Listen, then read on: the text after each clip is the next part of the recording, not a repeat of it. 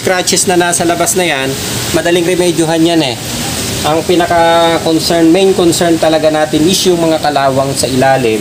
Tsaka yung yupi. Yupi, yung dugtong doon sa yung mga kalawag doon sa pinagkakabitan nitong bulong sa loob, doon sa may brake.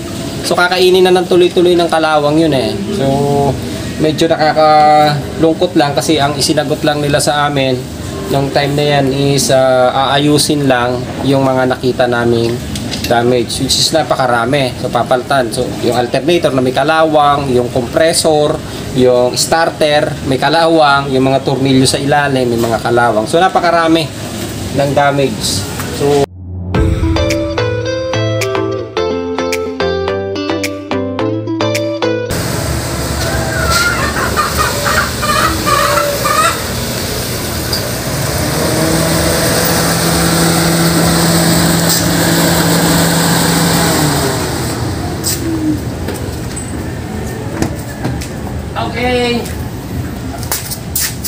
okay, good day. So ito yung second time na lilinisan namin yung sasakyan na ibinalik sa atin ng Gateway Fairview. Okay, so sa hindi pala nakapanood or nakakaalam ng history ng ating sasakyan na ito, is original dealer natin is si Ecolander. Inilabasan natin siya ng August 12. So August 12, September 7, nagka-problema ang sasakyan doon sa preventive maintenance. Then, ibinalik natin. So, ang maintenance niya ay si Gateway Fairview. Doon tayo nagkaroon ng aberya sa sasakyan. Then, ibinalik sa atin ang sasakyan is December 15 na. So, panoorin nyo muna yung video na unang inilabas natin doon sa mga hindi nakapanood at hindi nakakaalam doon sa history ng problema ng ating sasakyan. Okay?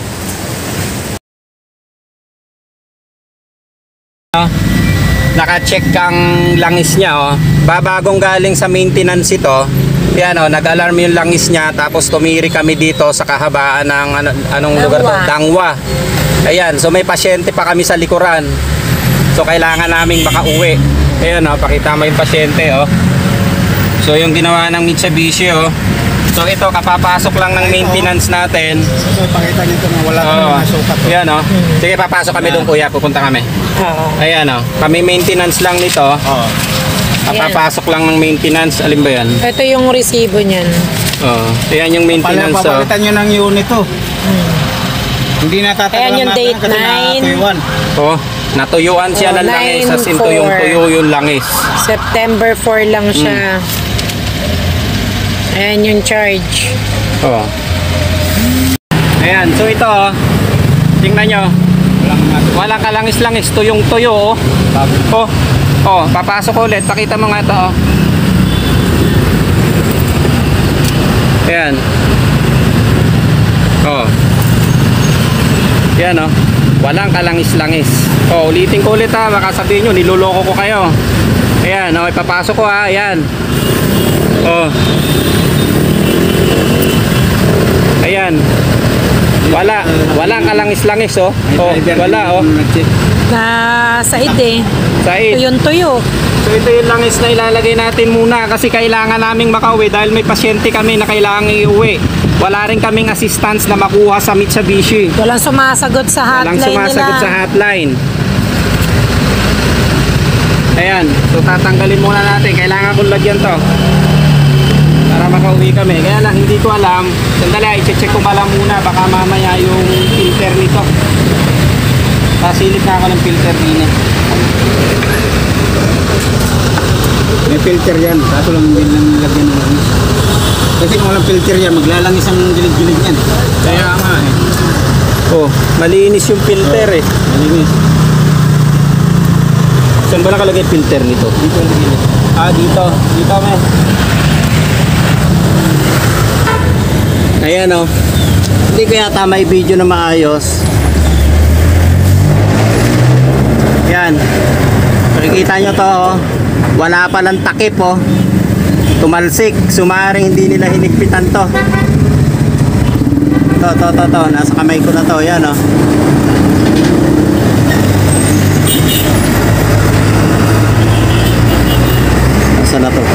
makita. Yan, ito, yan, oh.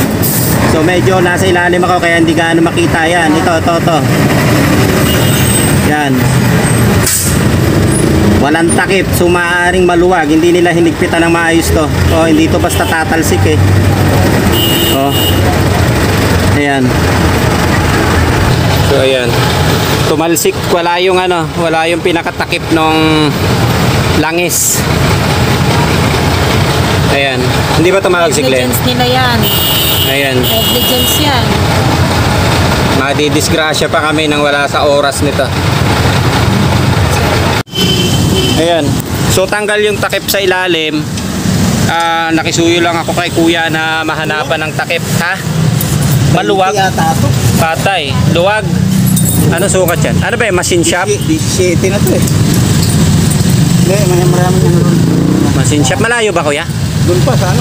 Mag-tricycle ka na lang. Bayaran ko na lang mang sa'yo. Hindi, ayaw. Oo. Ayan. So luwag pa yung tornilyo na nakuha ni kuya. Ayan, so kailangan namin malagyan dahil may pasyente kami sa loob. Kailangan naming makauwi. May magagawa kaya silang paraan dyan? Oo. Baka ako... Tingnan ko ngayon yate. Sige. Papalitan niyo sa Mitsubishi ko. Okay, Oo, hindi kami papayag. Okay. The documents natin. silang mali eh. Ano kuya? Ang yabi. Ha? Pumasok kuya? Oo. Kaya lang, ano kaya, dito magas. Pero kahit makauwi lang. Para makauwi lang po. Oo, sige, bahala na yung Mitsubishi dyan. Sige, yun. So, ginawan muna namin pa samantala na kahit matakpan lang muna para lang makauwi kami. Yun. Dahil yung pasyente namin walang tumanggap ng booking pa ng Grab. So kailangan naming makauwi. Hindi naman namin pwedeng sakripisyo yung sasakyan sa buhay ng tao. Mahirap to. Yan. Ibig sabihin muna ng Chinsewell, ito lang yung paggamit. Kachi-chainsaw lang yan kasi 1,000 kilometer eh. Pero ito lang yung paggamit niyo mula ng Chinsewell. Oo, yan pa lang. Hindi pa kami lumalayo kasi wala namang gumagamit yan eh. Ayan o. Hindi na siguro tatagas yan o. Oo. Lagyan niyo muna lang. O yan, sige. Kita niyo naman siguro dyan. Kaya matamaan ka dito ng mga motor. 4 na litro talaga to eh. Okay.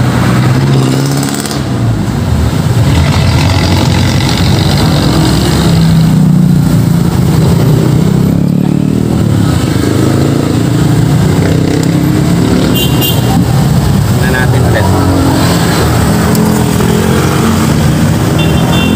Ayan.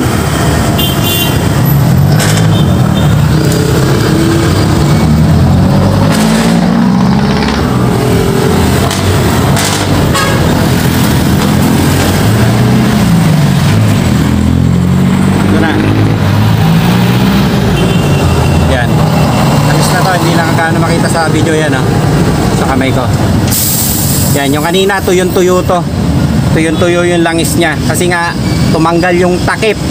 Kasi yung takip na yan, hindi yan basta tatanggal. Sasabog ang makina nito, pero yung takip sa baba, hindi tatanggal yan kung hindi negligence. Sa trangkes. Negligence talaga ng ano to. Trangkes, nakalimutan. So hindi na kami papayag kung hindi papaltan ng bagong makina to, papaltan nila ng bagong sasakyan. Bagong unit, hindi Bagong unit ang palit nito. Oo. Hindi kami papayag nito kasi may tama na ang makina nito, panigurado. May tama yan. Kasi may isang kilometro ang tinakbo natin eh. Na walang takip. Ayan. Sige, titingnan ko lang muna doon sa loob kung mawawala na yung check engine niya. Sige, post mo muna. Yung tumulong sa amin na Sira yung ano, hindi nyo nilagyan ng tornilyo yung trangkes. Kaya walang langis. pangalan mo kuya? Bal. Si Sir Bal. Ay, Thank you po, walang malay. Salamat kuya. kuya, maraming salamat ha. Naubusan kami pera pero dahil sa bangko. Dito lang ako namin. Ha, sige, tapos na lang ka namin pagka saan titindahan ka dito o Kailangan yung flowers. ay, ano naman ang number ni kuya? Ay, sige kuya. Sige. So, ayan, napanood niyo yung video na unang problema natin. doon sa preventive maintenance. Kaya nag-request tayo na papalitan ng bago dahil alam naman natin na hindi tatagal yung sasakyan na natuyuan ng langis. So ito ngayon yung sasakyan na pinalik sa atin, pinalit sa atin. So unang napansin nga namin is yung kalawang doon sa ilalim ng ating pinaka-rotor ba ang tawag dito or brake lining. Ay, sandali. Okay, so medyo maingay yung aso kaya nagkaroon ng antala yung video natin. Ayan, so may tupi dito. Ayun, nasa ilalim eh. Ayan, yung kino-question natin bakit nakatupi yung pinaka-cover. Ayan o. So maaaring nabuksan na itong pinakagulong na ito, yung side na ito. And then yung kalawang dito may tupi pa rin.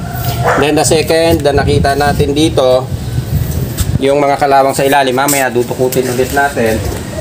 Then nung after natin nga, yung first cleaning natin, nakita na namin yung mga scratches na yan na lumabas. Ayan, medyo nagba-blur yata. Ayan may mga gasgas siya dito. So which is makukuha naman siguro sa mapping. Kaya lang, as brand yung sasakyan na kinuha natin, so hindi siya katanggap-tanggap. Okay, sa kabilang side, ganito rin. So medyo luminis na dahil second nalinis na natin. So gagawin na lang natin ngayon is yung pinaka second cleaning natin kasi ginamit din namin itong sasakyan na ito. Yan. Then yan yung mga scratches na din lang na nakita natin.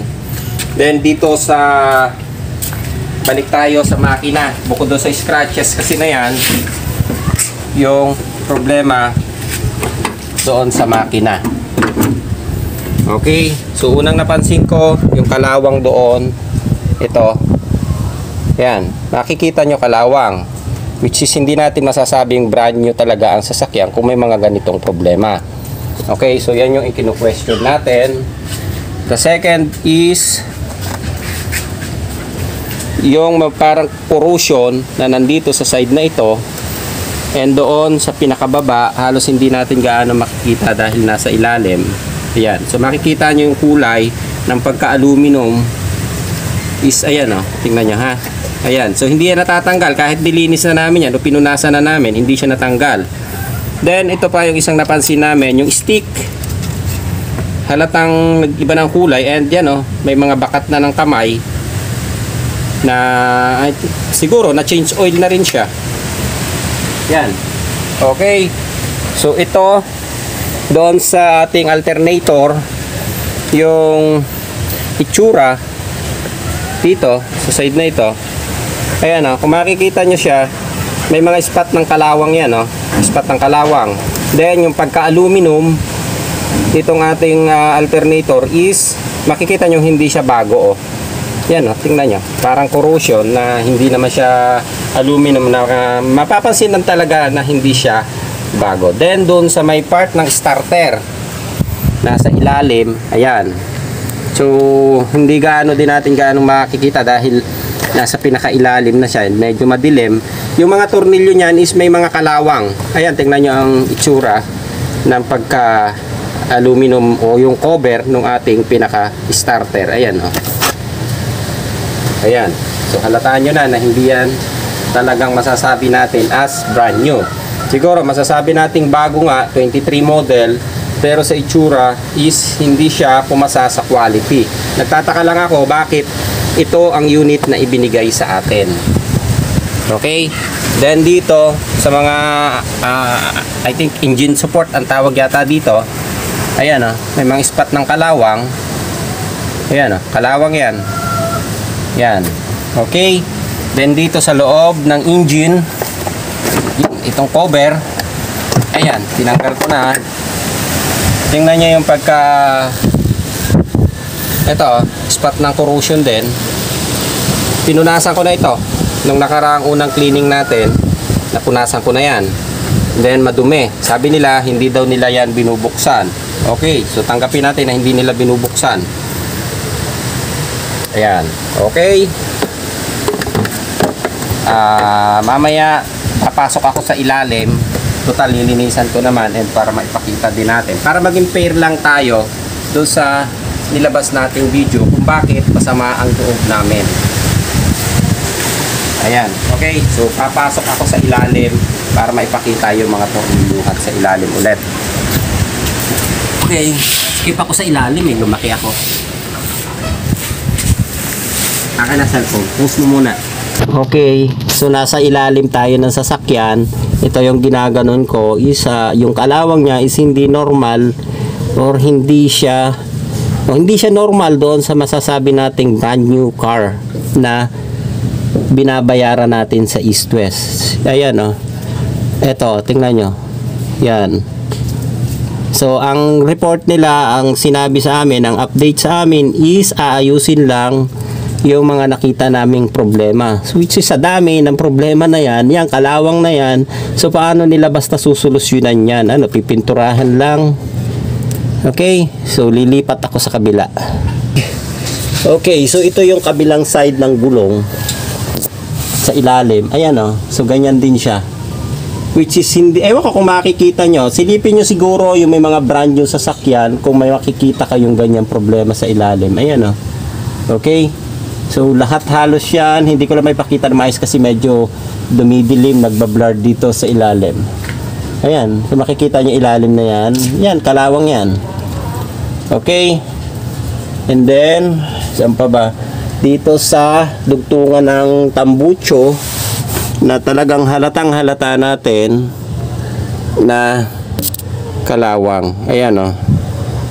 Okay, so medyo yan. Tingnan nyo. Kung normal, sabi nila, ang sinagot nila sa amin is yung dahil daw yan sa mainit o mainit yung makina, which is sa bagong sasakyan na ito, ganyan na kaagad siya na sinasabi nila. So ito lang naman ang tinatanong ko at hinihingian namin ng paliwanag. Okay, ayan, dito meron pa akong nasilip yung compressor ng aircon. Ayan o, tingnan nyo. Compressor ng aircon yan ha. Ayan, medyo blurred eh. Okay, tingnan natin kung lilo. Ayun, lumiwanag. Okay, ayan o. Kalawang yan, kalawang. Yan. Okay, so ito ang hinihinga natin ng paliwanag sa kanila. Which is hindi tayo mabigyan ng paliwanag na maayos. Sabi nila is magkikita kami sa January 5 at ipasisilip nila sa taga-planta. Okay? Ayan, so yung naging issue ng ating unang sasakyan is itong drain plug na ito is tumanggal, natuyuan tayo ng langis, kaya nag-request tayo, sabi natin, alam naman natin kahit naman sinong tanungin natin, once na matuyuan ang langis ng isang sasakyan, hindi na tumatagal ang performance ng makina. Ayan, so ito yon, natanggal, yan. So eto, kapag ka nagpalinis kayo, advice lang din natin, nagpa-preventive maintenance kayo or kahit nasa kakilala nyo lang, personal nyo sigurong i-check itong drain plug na ito. So maging aral na lang din yung nangyari doon sa amin. Okay, kasi delikado. Ayan, okay, so ayan. Okay, so ito pa yung sa may, ewan ko, hindi ko alam ang tawag dito sa joint na yan. Yan kita nyo kalawang yan hindi yan normal na kalawang. So dapat yan is may grasa. Yan. Di ba? Pagkakaalam ko may grasa yan. Hindi nagkakakalawang ng ganyan. So kung ngayon pa lang may kalawang na yan, so ibig sabihin yan, ilang months lang is kakainin na talaga ng tuloy-tuloyan ng kalawang. Okay? So hindi siya pwedeng basta madaan mo lang sa pipinturahan o nilinisin. Ayan, okay? So para lang maliwanag malinaw sa ating mga nanonood or dito, baka may question tayo dito na ginagawa-gawa lang natin yung video na ito. So ayan, ipapakita natin and willing naman tayo doon sa mga gustong pumunta dito para silipin nila, sila mismo ang makakita ng problema. Okay, so lalabas na ulit ako. Dito pa, makukunan pa ako. Dito ako. Okay, so ito, palabas na ako. Nakita ko pa rin yung spot ng kalawang. So nasa ilalim, hindi kasi natin nakangat yung sasakyan, spot ng kalawang yan, medyo blurred lang. Yan, okay. So spot ng kalawang yan dito sa mismong chassis niya. Okay. Ayan, dito pa sa pinagdudugtungan na yan, yung joint na yan. Hindi, nakalimutan ko tawag dito Ayan o. Tingnan nyo yung tornilyo. Kalawang yan eh. So ilang months lang o ilang buwan pa, yung tornilyo na yan, mahirap nang tanggalin yan kasi nga may spot ng kalawang. Okay, so lalo na kung tumagal pa ng taon sa atin. So itong sasakyan nito, lilinawin ko, December 15 lang yan. Pero may mga ganyang spot ng kalawang. Okay? Okay, ayan. So sikip tayo doon sa ilalim eh, medyo mababa. Hirap pumasok. So wala akong jack na malaki para iangat sana. So ayan, so yan yung nakita natin doon sa ilalim. And syempre yung appearance ng upuan na kino-question natin, wala nang balot ito nang dumating sa atin. And tingnan nyo yung mismong upuan niya is hindi yan o normal na masasabi nating brand new. Yan o, kita nyo mo yung kulay ng dito. So ibang iba doon sa inilabas natin talaga noon na galing kay Ebulander na brand new sasakyan. Ayan, ayan. Okay, so yun yung sinasabi natin, kaya nagko-question tayo dito sa sasakyan na to. So hindi ko alam kung ano ang i-decision nila sa January 5. Okay, so hindi na kami talaga makatiis din dahil mabigat na sa kalooban namin na nagbabayad kami ng milyon na sasakyan, pero ganito ang binigay nila sa amin. Okay, so nadagdagan lang nanganak yung problema na yun, yung may mga scratches pa ito doon sa taas. Actually, pumunta kami kahapon, December 24, kahapon. Kay may mga nakakakilala kay Sir yung nagba-vlog si Jeep Doctor PH o Jeep Doctor.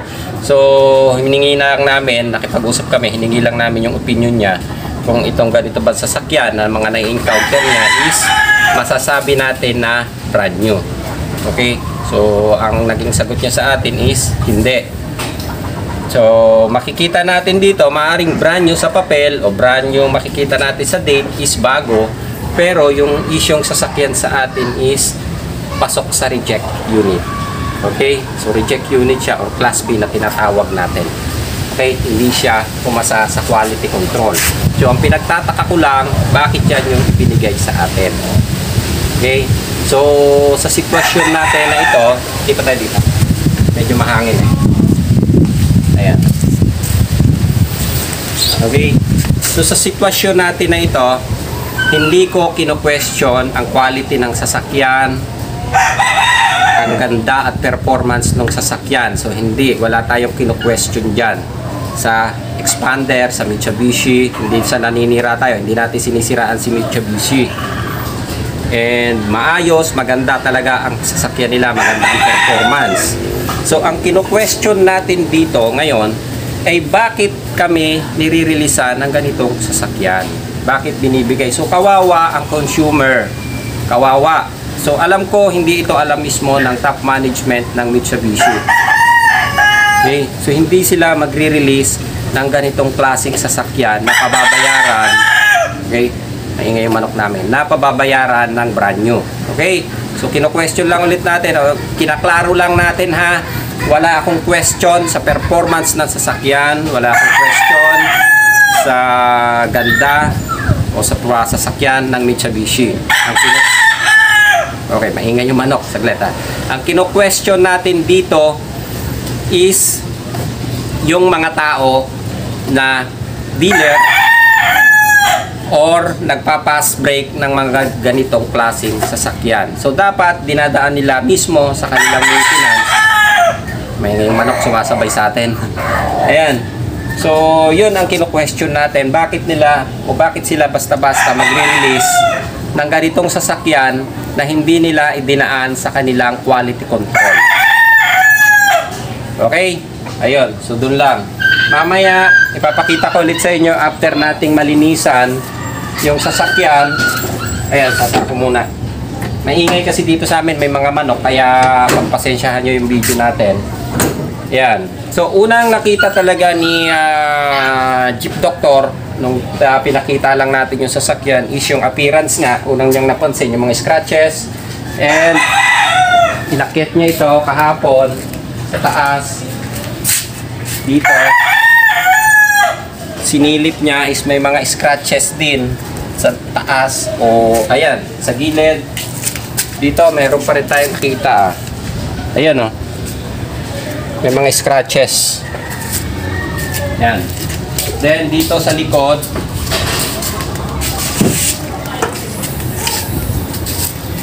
yung mga pinagtornilyuhan daw sa brand yung sasakyan, wala daw yung mga ganyan. Hindi siya ganyang kaluma. Or hindi yan dapat nire-release kung may mga ganito na makikita natin sa appearance. Dito, yan o. Tingnan nyo yung parang nagkakaroon na ng corrosion.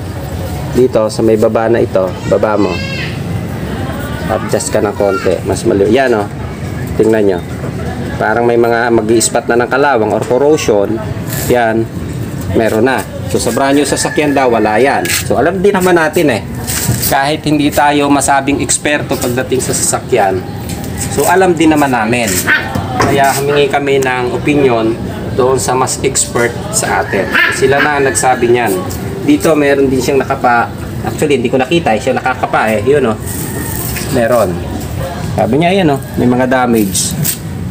Okay. Madilim yata, no? Yan. Okay na yan. Hindi naman halata.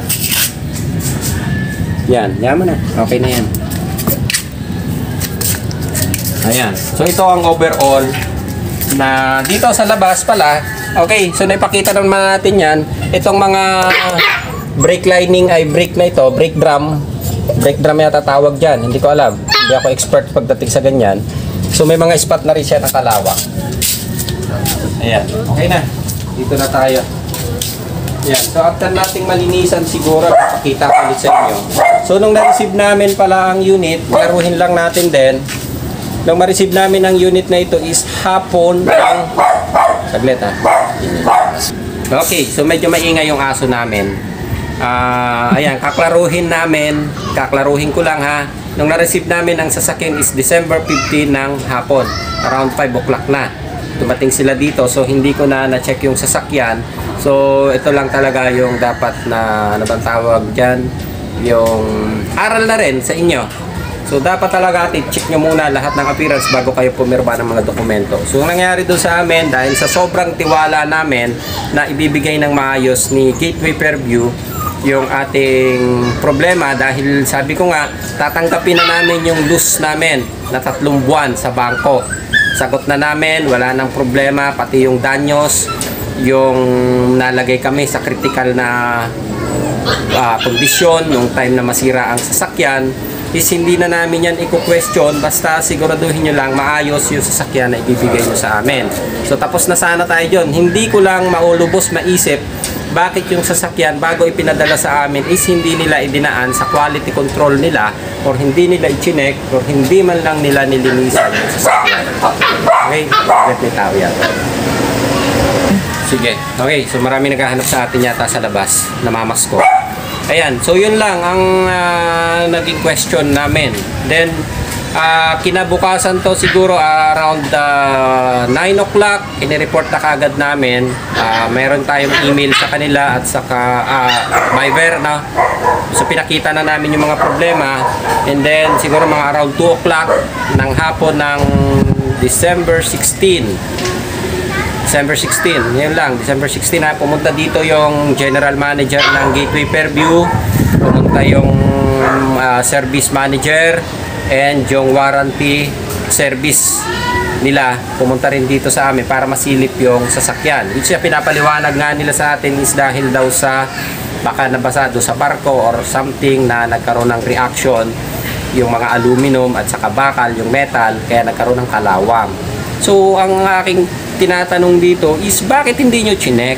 Yan bang ganyang klase na sasakyan is katanggap-tanggap or dapat bang ibibigay sa inyong mga customer o sa mga kliyente? Yan. So tingnan nyo yung mga nakadisplay na sasakyan kung ganyang itsura.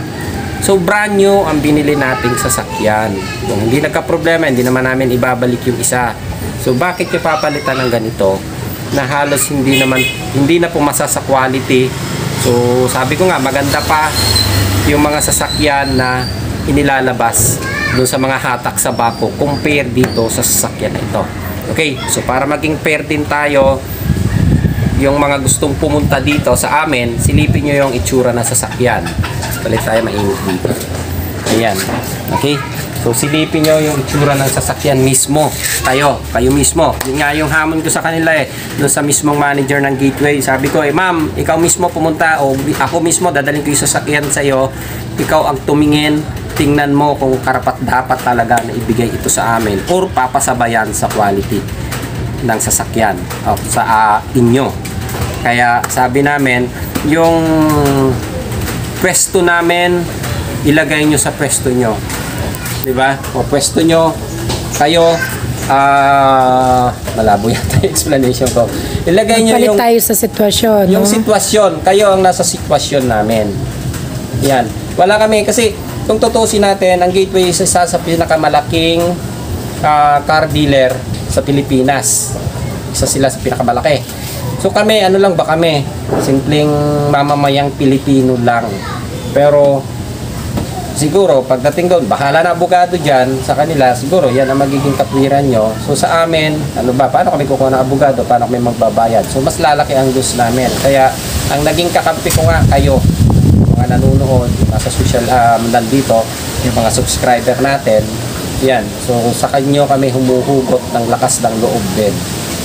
Ayan. So baka mamaya, ilang sunod na araw, maaaring wala na kaming vlog o wala na kaming video dahil baka kinasuhan na tayo. So alam naman natin ang batas dito sa Pilipinas na sana maging fair para sa atin. Para sa atin na walang halos kakayahan na lumaban sa mga malalaki. Okay? So dahil sa tulong nyo lang din, kayo nagpapalakas ng loob sa akin. Salamat. Okay? So yung sasakyan, malalaman nyo ulit ang update sa January 5. Isipin nyo, January 5, nagpasko, magbabagong taon, dala-dala namin ang problema, yung bigat ng dinadala namin problema. So hindi biro, para sa amin na maliliit na tao, yung 1.1 million is napakalaking halaga na binabayaran natin. Okay, para bigyan tayo ng ganitong klaseng sasakyan. So yun lang, wala kaming hinihinging sobra-sobra. Ang hinihingi lang namin is yung rights namin, yung karapat-dapat at yung karapatan namin, yung sasakyan na dapat sa amin, hindi yung ganito. Okay. So ayan, so yun lang naman din yung question natin. And syempre, kung ganitong klaseng sasakyan na halos makikita natin may mga kalawang sa ilalim, yung safety namin, ano ba yung safety namin na panghahawakan? Sasagutin ba nila kung sakali magkaroon ng aberya, magka-aberya sa daan o aksidente? So ito na rin yung isang iniiwasan natin, kaya nga tayo kumuha ng brand new na sasakyan. Okay. Wala na tayong tiwala eh. So nawala na tiwala namin, sa totoo lang, nawala na ang tiwala namin sa mga kasa. Kung ganito yung performance, pinapakita ng performance nila na o yung serbisyo na binibigay nila sa atin. So nawawala ang tiwala na namin. So mas okay pa yung mga mekaniko sa tabi-tabi. So hindi niyo yan maku-question kung bakit nawawala sa inyo yung mga customer na ganyan. Okay? So ulitin ko lang ulit, hindi ko kinu-question ang quality ng sasakyan, ang kakayahan ng sasakyan, yung kagandahan ng sasakyan. Hindi ko kinu-question ang Mitsubishi, ha.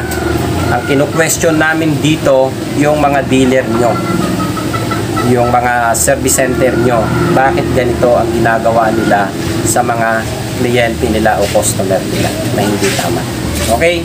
Ayos.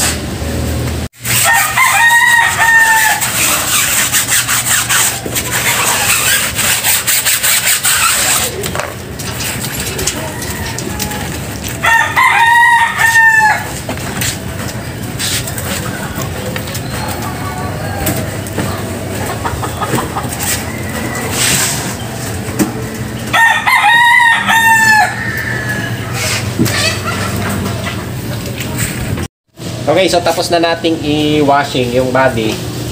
So sa interior na lang tayo maglilinis, doon sa loob, i-vacuum ko. So ayan na yung itsura niya pagkatapos nating linisan. Although basa pa yung ating pero yung mga scratches hindi natanggal, nandito pa rin siya. So tingin ko sa mapping natatanggal naman siya. Ayan, may mga guhit. So papakita ko pala yung dating checklist dito. Okay. Yung iniwan namin na sasakyan sa kanila, 3 weeks lang yun sa sakin na yan. So ang nakita lang na damage talaga dyan is light scratches na yan at saka doon sa gulong yun, ito at saka yun. So bukod doon wala nang ibang damage yan compare dito sa sasakyan na nandito sa atin. Hindi ko mapaintindihan tong note na to. Ayan, so hindi ko full body, ano to, hairline. So may mga hindi naman nawawala dahil hindi naman nabapping pa yung sasakyan. Ayan, so ito yung unang check nila doon nung iniwan namin. So ibig sabihin wala siyang ganyan damage, walang kalawang silang nakita nung chinek yung sasakyan. So ngayon na i-check nga natin, puro kalawang yan compare doon sa ako. Actually gumawa ako nung video din yan nung chinek natin. Gumawa ako ng sarili kong drawing para lang maging fair. Ayan o. So yung scratches talaga makikita naman natin dito. So ayan o, ako na nag-drawing yan. Yung mga linya na yan nandito talaga yan Yan. Sobrang dami, halatang halata talaga yun. Kaya nilagay ko siya dito. And then doon sa likuran, ito yan. So ito yung drawing ko. Ayan, gusto ko lang i-compare to sa iniwan natin sa kanila na isang sasakyan na 3 linggo pa lang namin nagamit. Ayan, so ang damage lang niya is doon sa may part ng tinama siguro ng bato, doon sa may part ng rim, and light scratches lang na hairline siguro kasi itim hindi mo naman gaano mapapansin yan, although siguro dahil madumi yung sasakyan and maninipis na hibla, so siguro natatamaan ng bato or something, pero maliliit compare naman doon sa nandito na sobrang lalalim ng tama. Ayan, okay, ito yung isang pinakamalaking tama ito, yan, mahaba talaga siya.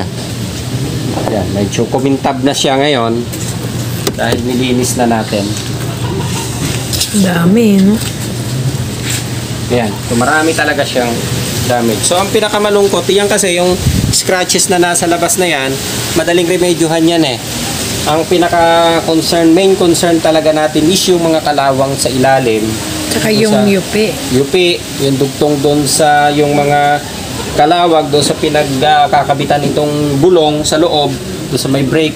So kakainin na ng tuloy-tuloy ng kalawang yun So medyo nakakalungkot lang kasi ang isinagot lang nila sa amin nung time na yan is aayusin lang yung mga nakita naming damage, which is napakarami. So papalitan, so yung alternator na may kalawang, yung compressor, yung starter may kalawang, yung mga tornilyo sa ilalim may mga kalawang, so napakarami ng damage. So yun nga yung kino-question natin, bakit nila ipinasa sa quality control ng ganyan At ibibigay sa customer. Tapos ibibigay sa customer na katulad namin. So kawawa kasi yung ibang consumer na hindi naiintindihan or hindi na nila sinisilip yung ilalim, basta mayroon lang silang sasakyan, okay na. So hindi kaya siguro may mga tumitirik na sasakyan bago sa kalye, maaring hindi natin sinasabi maaring ganyan yung nagiging sistema na sana mabago. Ito nga sa dami-dami ng sasakyan na ilalabas, bakit sa amin pa sumakto yung magkakaganito na magkakaroon ng problema. Actually, hindi naman ito first time namin na kumuha ng brand new na sasakyan. Kung makikita nyo yung L3 namin, 11 years na, pero napakakinis, napakaayos ng ilalim. Halos wala kayong makikitang spot ng kalawang. Compare dito sa brand yung sasakyan natin na napakarami. Pang negosyo pa yun yun, ginagamit pa namin sa negosyo yun So halos araw-araw din ibinibiyahe. So maayos na maayos yun. Makinis na makinis ang loob. So puntahan natin. Okay, sige, pupuntahan natin doon kayo pinarap sa labas Sige, kahit ikat mo.